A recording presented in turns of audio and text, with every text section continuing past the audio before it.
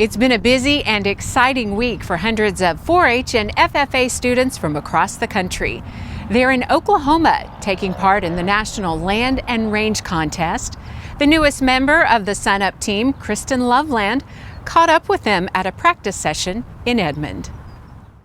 And we're here today at the 60-something National Land and Range Judging Contest for FFA and 4-H. This is the only national FFA contest that I know of that's held away from the annual conventions. But we'll have nearly 1,000 students and coaches and participants here for the contest on Tuesday or Thursday. Today, Tuesday, is practice. We've got a mock contest set up for land judging and range judging, home site judging, and all of the teams are practicing. We've got soil scientists from Oklahoma, Kansas, and Texas, and range specialists from Oklahoma that are essentially teaching the contest to the students. This is actually my second year. Last year we came as freshmen.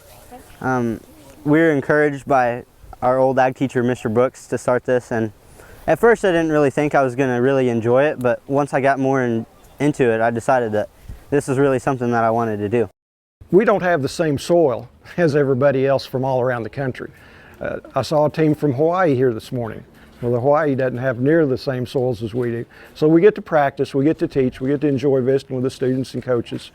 And then Thursday, they'll go to a location that's as yet unknown, where the official contest will be set up.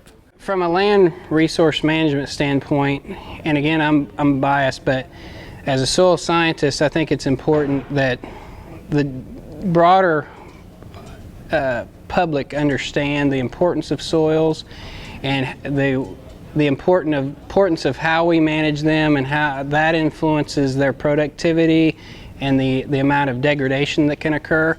And an example of that is you have too steep a slope, then you're going to have a higher probability for erosion. And so you want to be thoughtful about devegetating a steep slope for any reason. Well, land judging, it's really important for conservation because we need to see if it is farmable. And if not, we don't need to go ahead and farm it because we want to conserve the land that we have and we want it to be the best possible land. So if we have farmland, obviously that's capable of farming.